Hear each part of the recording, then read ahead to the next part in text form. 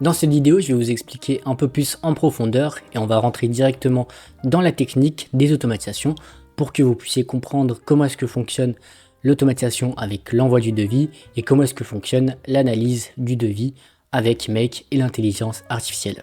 Donc le scénario que vous voyez ci-dessous, c'est celui qui est en lien avec l'envoi du devis. Donc dans le module Make, ce qu'on va faire tout d'abord, c'est qu'on va choisir le CRM avec nos clients.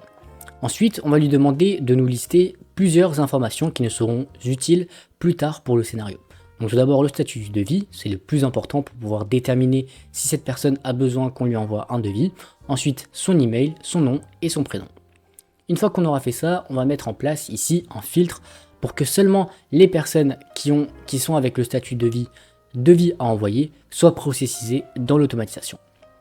Ensuite, une fois qu'on aura fait ce filtre, on va tout simplement prendre le PDF à partir d'un Google Drive, donc c'est un template de devis, pour qu'on puisse ensuite ajouter les informations de ce client directement sur le devis. Donc le logiciel pdf.co il est assez génial, vu qu'on va pouvoir écrire directement sur le PDF grâce à des coordonnées.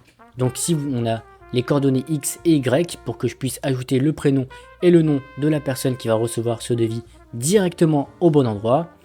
Et aussi je vais ajouter la date d'aujourd'hui directement inscrite sur le devis au bon endroit. Une fois que le devis a été préparé, on va venir donc l'envoyer par mail. Ici, on va donc sélectionner le mail à travers le CRM, donc le mail de la personne.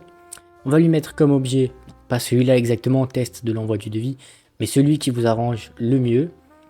Et on va écrire, donc là, pour écrire le contenu du mail, j'ai utilisé ChatGPT pour qu'il puisse me faire un pavé en HTML pour qu'il y ait une sorte de mise en page lorsque le client va recevoir le mail. Et c'est tout pour l'email. Et finalement, une fois qu'on aura envoyé ce mail, on va venir mettre à jour dans le CRM plusieurs informations. Donc on sélectionne encore une fois le CRM avec nos clients.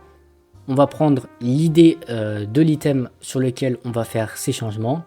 Et donc on va modifier la date du devis avec la date d'aujourd'hui pour qu'on puisse ensuite tracer quand est-ce que le devis a été envoyé.